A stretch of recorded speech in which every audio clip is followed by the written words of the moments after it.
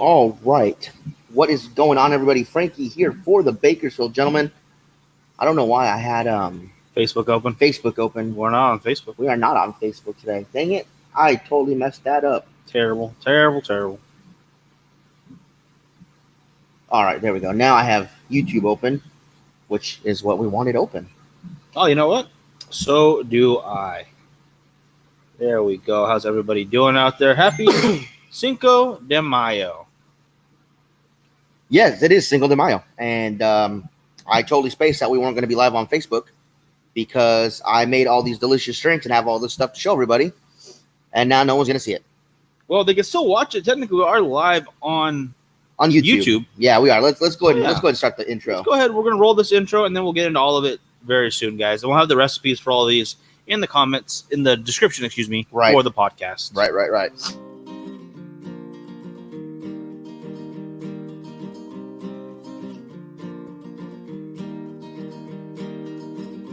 I don't know if this is true, but every time I look back on the years, I feel like I wasted my youth. How did I get so cold? How do I wind up every single day going through this life all alone? When am I gonna change? Another day, another month, another year, and still I feel just the same. Oh,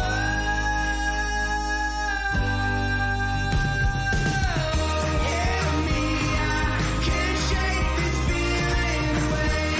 Help me, I feel like I'm going insane. Help me, I got nowhere to go, I'm afraid. Help me turn this around here today. There's no laughter these days. Far too seldom do I get the chance to even put a smile on my face. Waiting for him to come live anymore. Yeah. It's a that was a waiting to share moment. That's Right. what we needed it for. Yeah. So we still need a longer one for the other ones, just not for the podcast Exactly. episode. Anyways, you guys, welcome to our Cinco de Mayo show. You guys, we have here some stuff that you may want to drink for Cinco de Mayo, and we are pairing that with a cigar that is wrapped in a Mexican San Andreas wrapper. Obviously, that comes from Mexico, and in my opinion, and I think Miguel, you might agree with me, it gives it a more earthy mineral taste to cigars when they have a San Andreas wrapper, and that's actually a big reason why I like them. This one comes to us from Sinistro. Mike, what is the name of this one? This is the new, soon-to-be-released El Burro, which means the burro. Means No, the I'm just Miguel. kidding. Very funny. Mine was better. My joke was way better-ish. Nonetheless, guys, there are two versions of the burro coming out, and I've got both of them right here. Let me pull that information up Fantastic. right now. Wow, Yes, this that's is the Mexican San Andreas wrapped with a Connecticut binder, Pennsylvania Lajero, Orlo Dominicano, and Nicaraguan Viso fillers. So this is a heavy cigar. This is going to be a hefty guy right here. And the other one will be the Corojo with a Connecticut binder, along with Pennsylvania Lajero, Dominican Orlo Dominicano, and Nicaraguan Viso fillers. Now, is as that well. Connecticut broadleaf binder? No, it's a Corojo. Oh, no, it's just Connecticut. Okay. Just says Connecticut right there. So every one of those leaves is a powerhouse right there. As it should be. It is coming in at 5 and 50 by 52 for this guy. There is also a 6 by 54 and a 60 ring gauge by 7. So you're gonna get a big guy in that one too. An excellent lineup coming up for an excellent year. Now, To be released at TPE.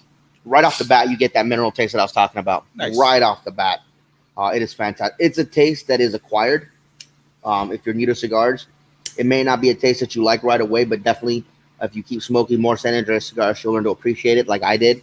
And I'm a big fan of the San Andreas wrapper. Now, like I said, we have some drinks here. And I made them, obviously, because Miguel doesn't do that. I made myself a traditional margarita right here. As you can see, it's on the rocks. Well, for those of you that can't see because you're listening, it is on the rocks. It is not blended. Margaritas are not slushies, folks. We may lose some followers for this. We may get some hate for this. But margaritas were meant to be drinking on the rocks. I know Miguel does certain things to piss me off.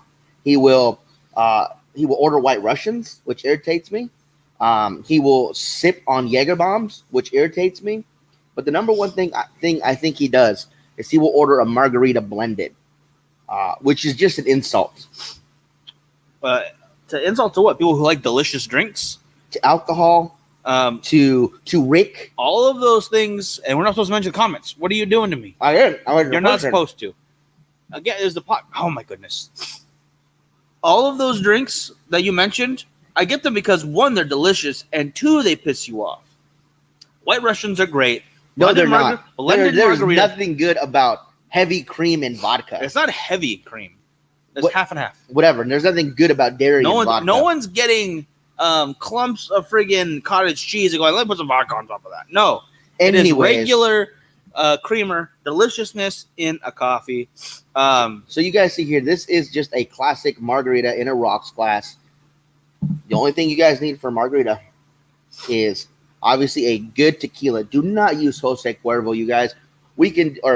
I should reiterate, I should say that again. Do not use Jose Cuervo silver or gold. If you're going to use Cuervo, use the Tradicional, which is actual tequila. Much better. And needs to say 100% de agave on the bottle. If it just says agave, they are lying to you. They are using a mixto, which is 51% real tequila and 49% bullshit that gives you that horrible headache and hangover. Yeah, whatever else they want to give you, basically. Do not use a cheap tequila. If you use good tequila, you will be happy. You will enjoy your drinks, guys. Now, right here, very simple recipe. It is tequila. It is Cointreau. It is lime juice. It is kosher salt. Agave nectar.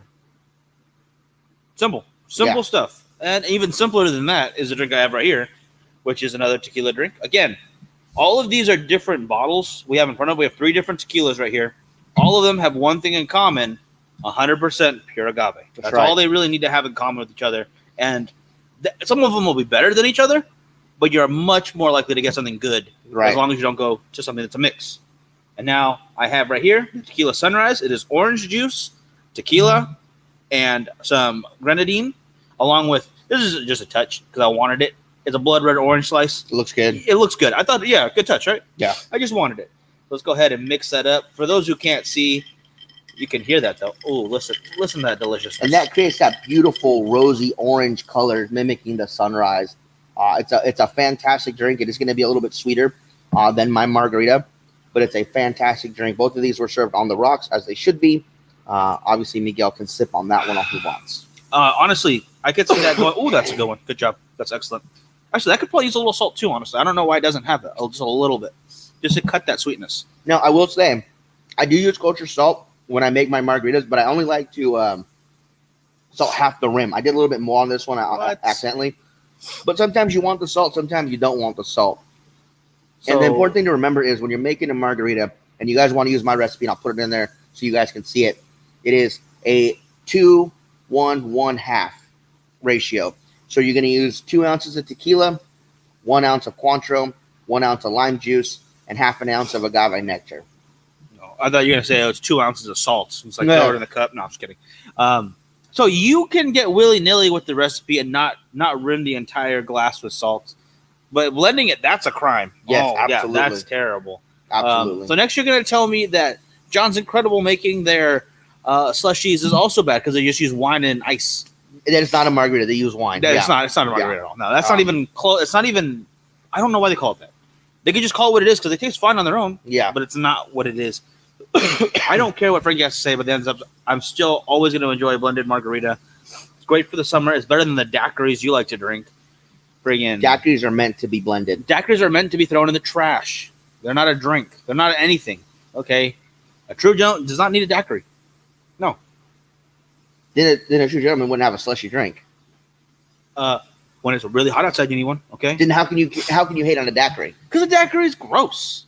Daiquiris are disgusting. Anyways, so you guys here, we have 3 selections of tequila here. We have the silver, which is the youngest of the group,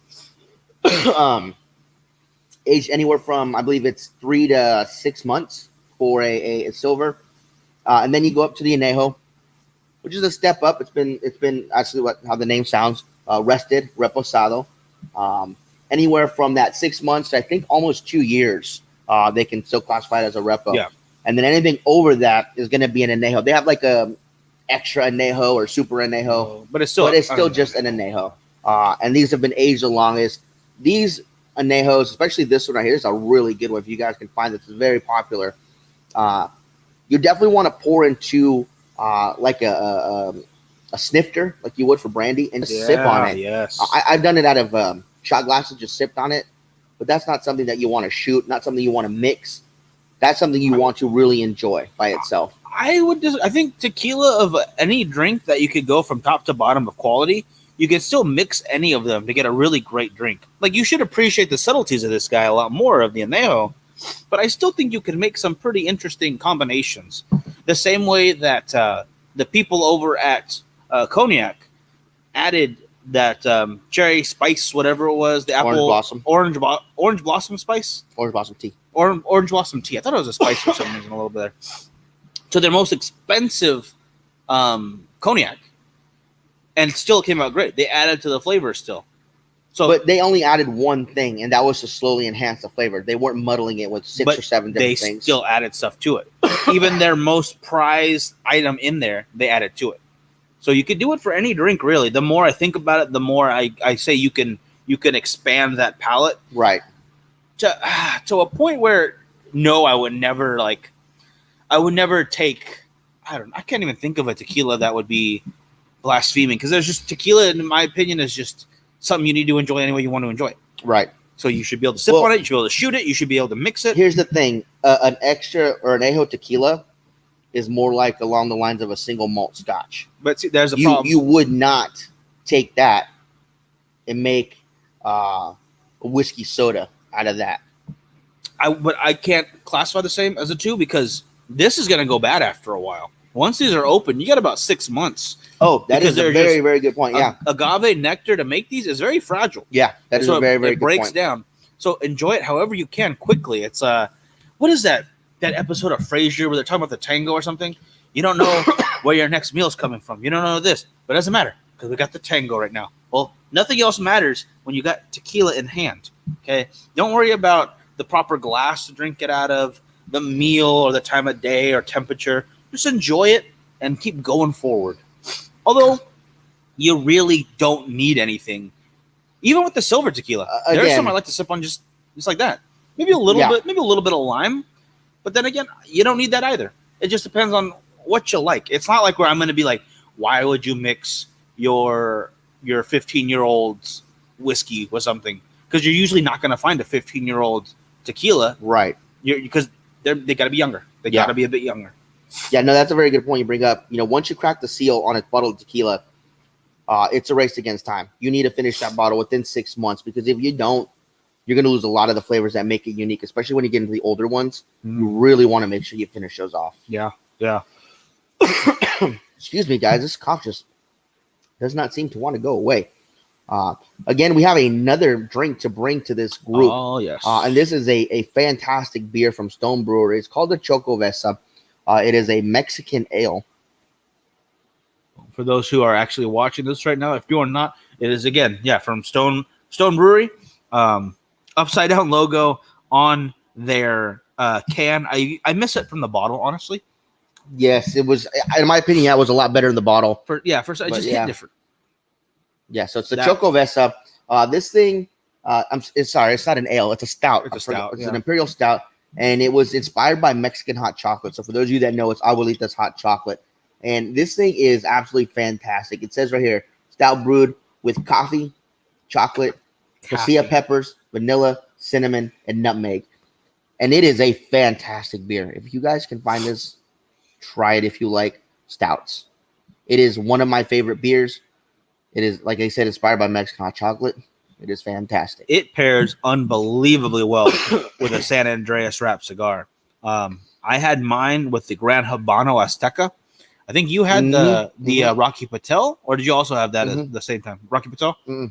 the same Gran Habano for the first one, and there are plenty of amazing San Andreas wrap cigars out there. Some of them that don't really lean on the name either.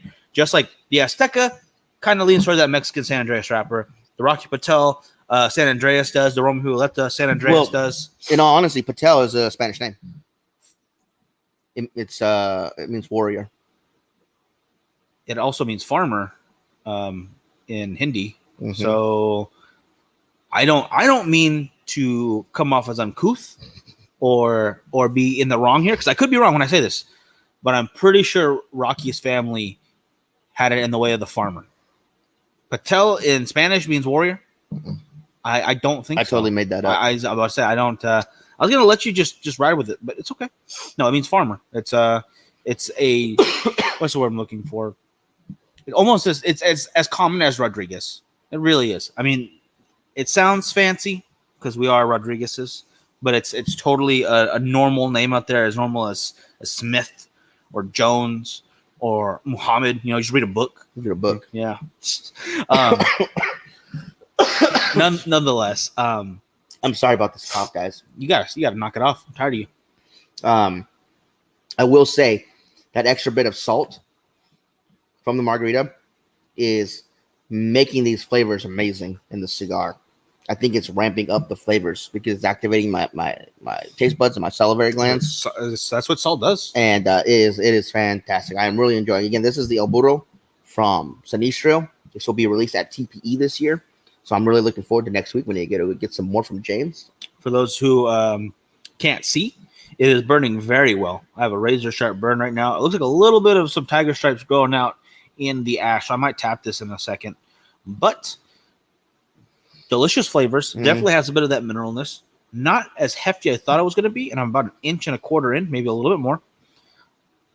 Pretty dang delicious so far. And from what I'm understanding is this is going to be in that everyday stick price category. It's going to be in that taking care of the customer's price. They want to make sure you have something wonderful for every day of the week at any size that you like, from that Robusto, Toro, and Gigante at 7 inches by 60 ring gauge. That's a big guy right there. Yeah. Not even Churchill size anymore. That's going above and beyond that. So you get a long smoke time out of that, and the difference between them is supposed to be about 50 cents to $1, depending on what part of the country you're in or where you are located tax-wise. So for ourselves, probably about $1 difference between stick. But even so, if it falls in the same price point as that Charter Oak or that Alec Bradley Project 40s, or the Illusion Rothschild, anywhere in those price points, it's going to be a wonderful cigar and very well to compete with it. Not that it wouldn't. None of those cigars, not that any of them wouldn't be able to compete with higher price cigars. Just to fit them where you might think in your head price wise. I know one of the things we've talked about before is that price point kind of dictates where people will purchase. People don't really like going below their price point, but they'll go above on a regular basis or on more Every once in special a while. occasion. Yeah, more likely. But don't be afraid to try some of those budget friendly cigars. Right. Because there's some real quality in there. There's some diamonds in the rough, if you will. Absolutely.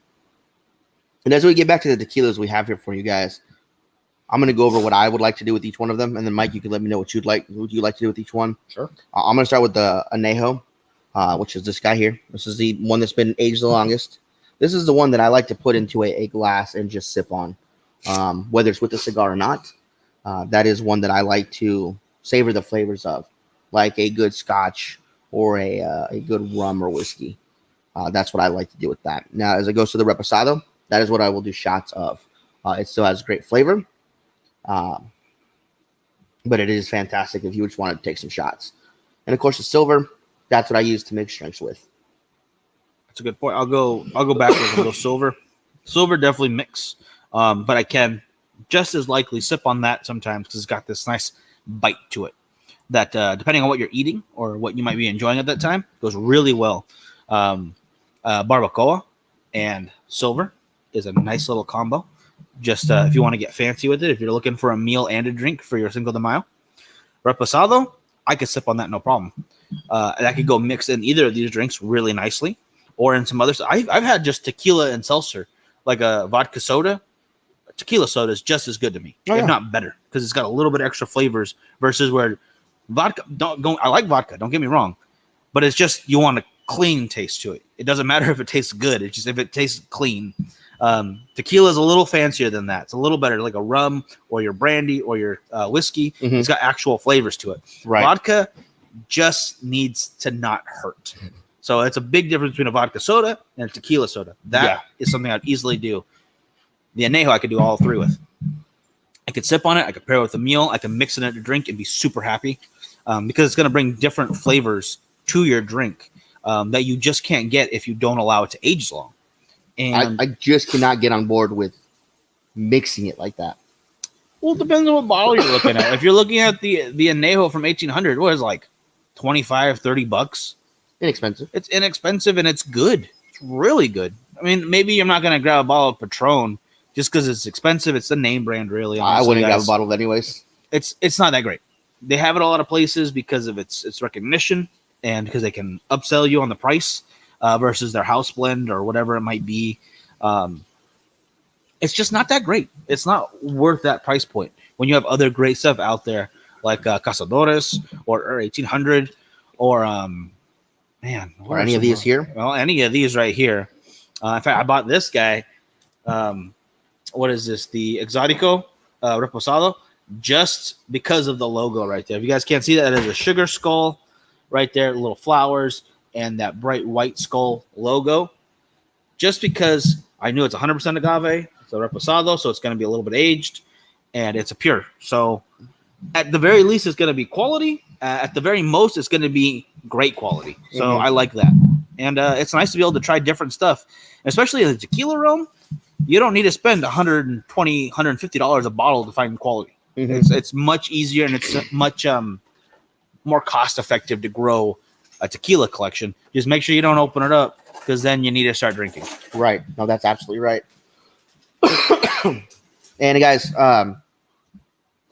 tequila has to come from Mexico. They tried to make it in Temecula. They got sued. They had to shut down. That's so rude. Tequila can only come from Mexico, just like champagne only comes from France. Champagne. If it's something else, it's sparkling wine. So you cannot get American tequila. Can we make agave hooch then? Yeah, absolutely. Could you just call it that? Yeah, So as long as you change the name, it's okay. right.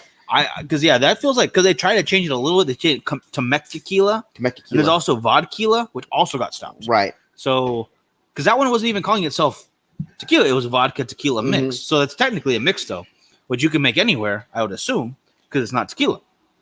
But I guess they still got that cease and desist. Yeah, From whom though? From Mexico? probably. From the government? Probably. It would have to be because they're the ones who make that rule. There's a governing body, I'm guessing, just like there is for whiskey here in the U.S. ATF.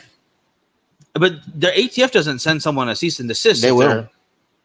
If they're making it by a different name, they'll stop you if you're breaking the law. I don't know if they're That's breaking the law. if they're worried about like, oh man, this one over here is calling their Tennessee whiskey. I don't know. It's the FDA. The FDA is That makes it just feels like they have bigger problems to fry. No. I just like, okay, I'll give you that. And if you guys want to know where your tequila comes from, every bottle has to have a NOM number.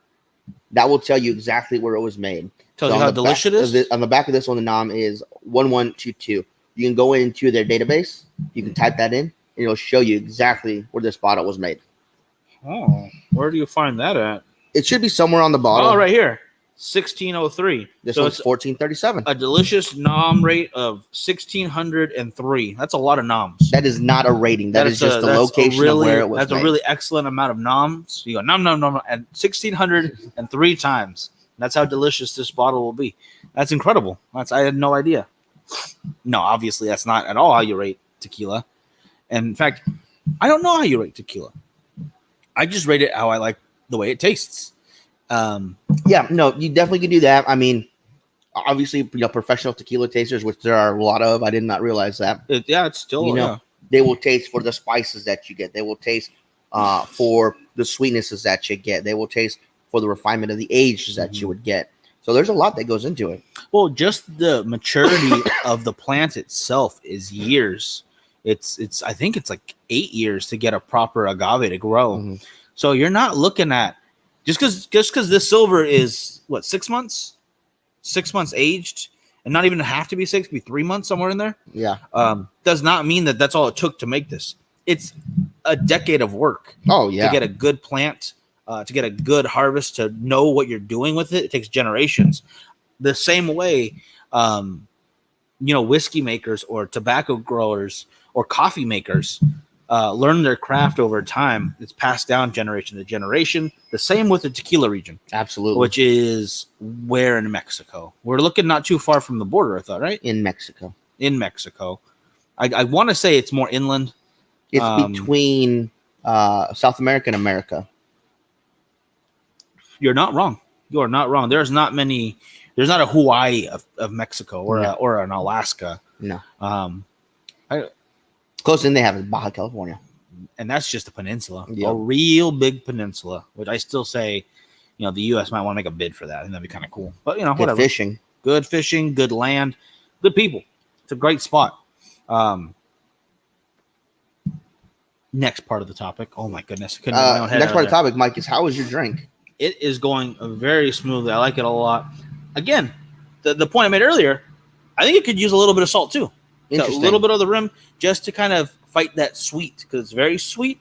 It's delicious. It's not like an AMF or a Long Island sweet where it's like ridiculous and you're just trying to hide all the alcohol that's in there.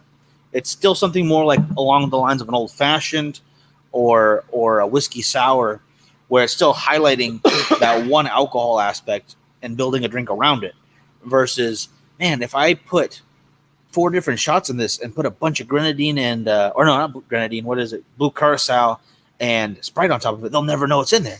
It's not like that. Yeah, these are drinks that you guys want to drink to enjoy. It's not one that's going to get you messed up. And that's something people need to know about, when you're making drinks at home. If you don't know what goes in a drink, look up the recipe. It's really simple, and really stick to that. Some people like to add extra tequila in these to make it stronger, but then you lose the balance, because drinks are made to be balanced, and if you add too much of the harder alcohol, you're going to lose that. And then your drink just tastes like alcohol. I think drinks are made to make you imbalanced. There's no group of people on this planet that didn't make alcohol to cause an effect. All right. They're like, oh, this tastes really nice. No, they found out that it made them feel loopy and they were happy for a little bit. So they're going to make more. Anyways, and they could drink it without getting sick in a different kind of way, because water back in the day was not very clean. No. So if you ferment something, put it in there, hey, you could drink this without getting sick from a stomach virus or something like that. They found out you just get headaches. And especially this, again, here, the 100% de agave means you're not going to get that terrible hangover unless you're, as Frankie said, overinflating your drinks. I'll put it that way. Yeah. If you are putting way too much tequila, too much of any alcohol is going to make you feel sick the next day. I don't know why tequila gets such a rap for that. Jose Cuervo. That's why. That's the only reason. That could only be the reason. Because you drink too much champagne, you're going to get sick the next day. You drink too much wine of any kind, you're going to get sick. You drink too much brandy, too much whiskey, too much vodka, definitely too much vodka. Any of that stuff, you're going to get just as sick as if you were to drink any of these tequilas right here. It's just a matter of, I guess, mixing that mash with agave just does not sit well in people. Does not work out very well. And I will say, this cigar is perfect with this margarita. Not as heavy. It is sweet. It's like a dried fruit in there I'm getting. Oh, there is a nice little spice that I'm getting. There's some woodiness in there that I'm getting. I'm still tasting that mineralness from the San Andreas. Mineralness. And with the lime, the pepper from the tequila, and the salt, it is phenomenal.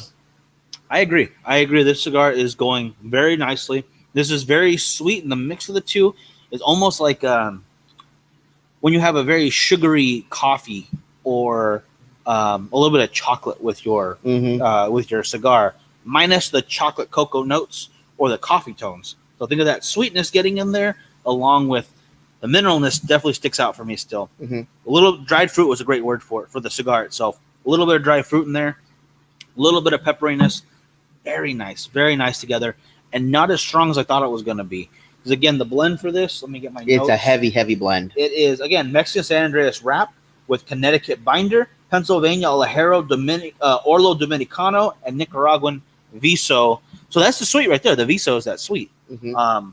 The Mexican San Andreas is going to give you that mineral extra note that just it's so Unique. it's so singular. No other wrapper has that flavor to it. No other leaf does. Right. It's you get some amazing things out of Mexico that you just don't think about on a regular basis.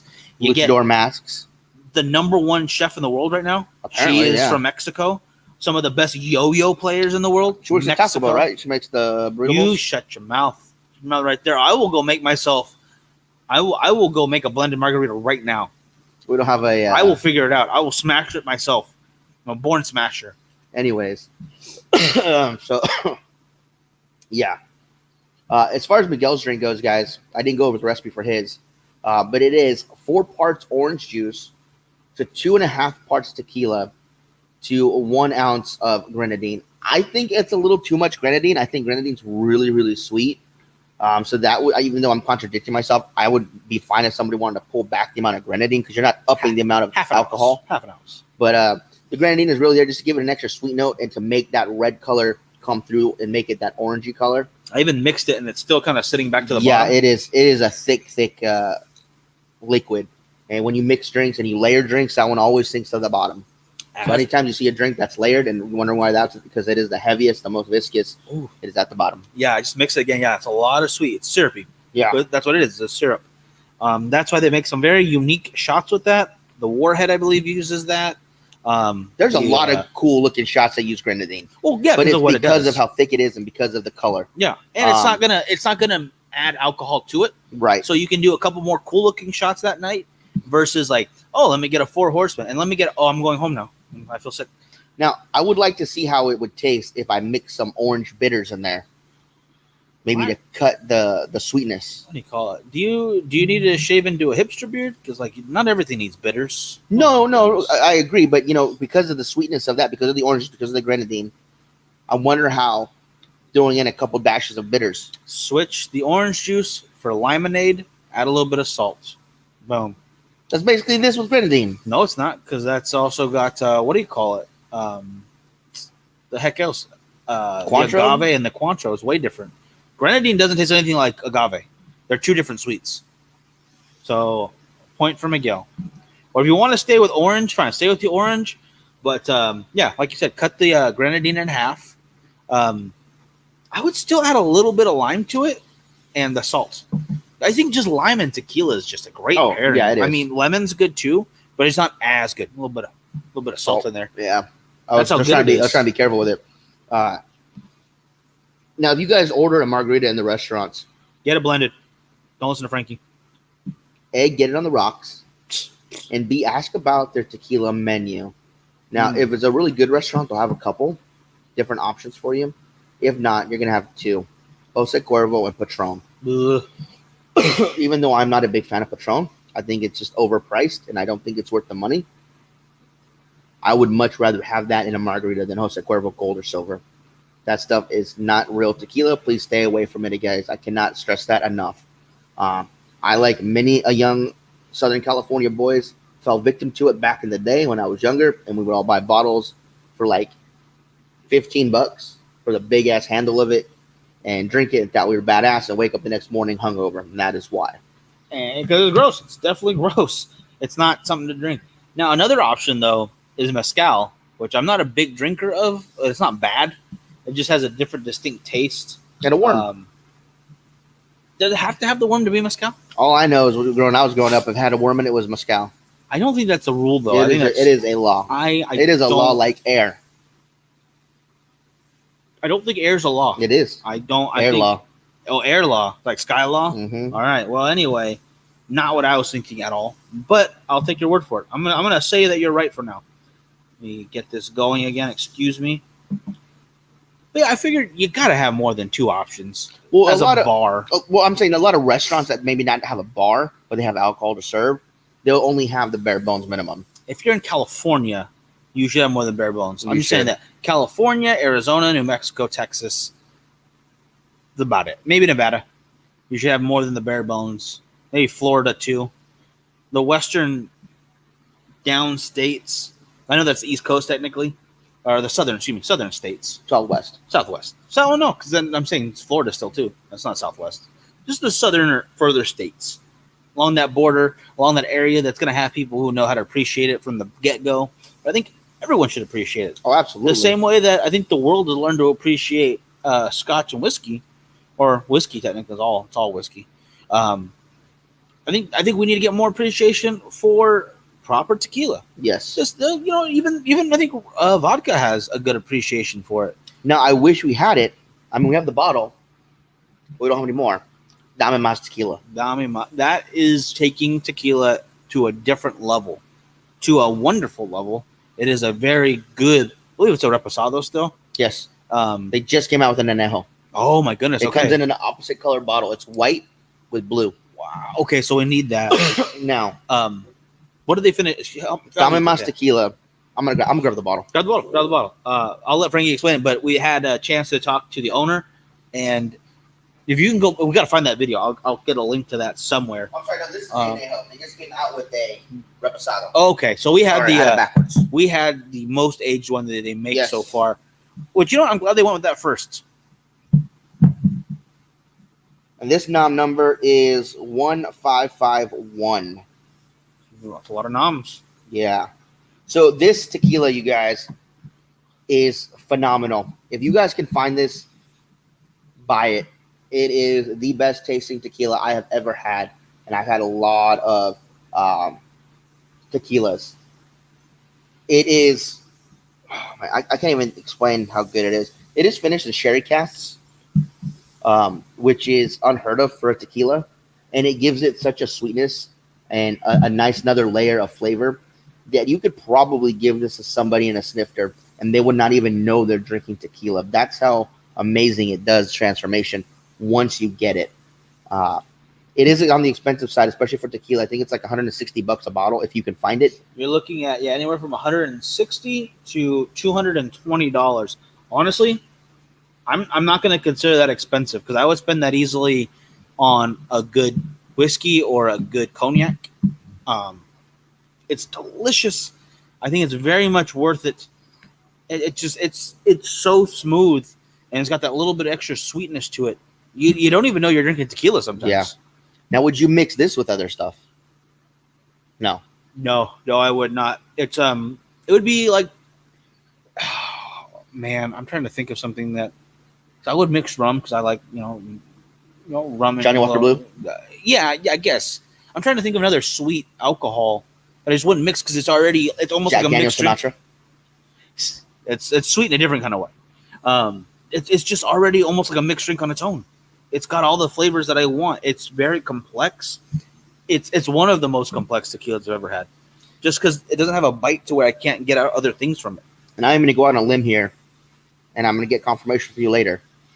If we can find a bottle of this and a bottle of the Repo, we're going to have them at our November taster. Oh, absolutely. Yes. We're going to do a whole, maybe we should even do a San Andreas theme. Yeah, I would like that. I would like that very much. So yeah, this by far is my favorite tequila, you guys. I would highly recommend getting some if you can and just giving it a try. Going that far, if we're going to go that far down that rabbit hole, we're cooking a goat. Full goat. We haven't had Chivo in I don't know how long. It's been way too many years. That was kind of a tradition that went with our grandparents, When they passed, They passed, yeah. It was. But I would love to see if we couldn't pass that. So that being said, Hack, if you listen to this podcast, we're gonna need a goat come November. We couldn't need a goat. So, we have more access to goat than he does. no, we'll get the goat. We'll go to Arvin. I don't care. Get that goat. We're gonna ride that goat all the way to Ridgecrest, and then we'll need to ride back because you have to dispatch it. Yeah, we're gonna. Well, that goat's dead. Yeah. Will we have to kill it in Ridgecrest? Yeah, so you don't lose the soul. What? You don't cook the soul. You have to eat the soul. No, it's got to go free. Like if you love something, let it go. If you don't eat the soul, you lose the Chivo, flavor. I'm gonna say no. I think the flavor comes from the slow roasting and the animal being taken care of properly, and the the soul. eyeballs. The eyeballs are delicious. This is a very, very food-centric episode because I really do love goat. It is. I'm not gonna lie. I would eat it way more often if it was more readily available option on menus and stuff. and if I could cook it properly. I cannot cook goat. I need somebody's help. I would need to watch a lot of videos. I would need to go bug some family members, probably Uncle Ralph and them. Mhm. They might know, but the chicken's amazing. So I don't even want to bother them to make something different because they'd already do something great. Lamb is the closest I've gotten, and I don't think I do a good job of lamb. So See, when it comes to lamb, I only like rack of lamb. you are a rack of That's lamb. all I like. How do you not just lamb steaks, leg of lamb, lamb kebabs? Nope. Gyro or Nope. I think they call them gyro, but I could be wrong. But the burgers, Nope. same with like a bison burger. Just different meats go really well. Oh my goodness. Anyways, I just want to eat different animals. guys, that'll do it for us today. I hope you enjoyed today's podcast. Again, I apologize about this cough. I am trying to get rid of it. It just happens when it starts to get warmer around here. For some reason, I have a cough for about a month. And it's happened to me every year since we lived in Bakersfield, since I moved to Bakersfield. Yeah. So hopefully it'll be gone in about a week or so. It seems like it starts to go away, then it comes back with a vengeance. So doing what we can so that I can get rid of this cough. Yeah. Thank you guys for listening. And don't forget to go out and try some good tequila and a good San Andreas wrap cigar for Cinco de Mayo. 100%, guys. Y'all have a good one. This will be out Saturday. If you are already listening to it, thank you so much. And the second, third podcast, you guys, is shot at Culebra's Lounge in Bakersfield, California. It is brought to you by Lug Cigar Club and Cigars and More, Bakersfield on Rosedale Highway. Again, you guys can find us on Patreon or become Facebook supporters on our Facebook page. Please follow us on Facebook at The Bakersfield Gentleman or at Instagram at The Bakersfield Gentleman 661, or is it just The Bakersfield Gentleman? That's you. You made it. I think it's The Bakersfield Gentleman 661. Yeah. I'll have to actually remember that. I think so. So I just log in and it's already up. Oh my goodness. The podcast can be found on iTunes, Google Play, Spotify, Anchor, and a few other ones that Anchor decides to put in. But those are the big ones. So I hope you'll follow on any one that tickles your fancy. And we go live every Monday, every Wednesday, and every Friday at 2 p.m. Pacific Standard Time, along with the morning show at 8 a.m. Check out Melanie Cisco, that little Cisco kid doing her thing. All right, guys. This is a Watching Us video production, and we will see you guys next time. Have a good one.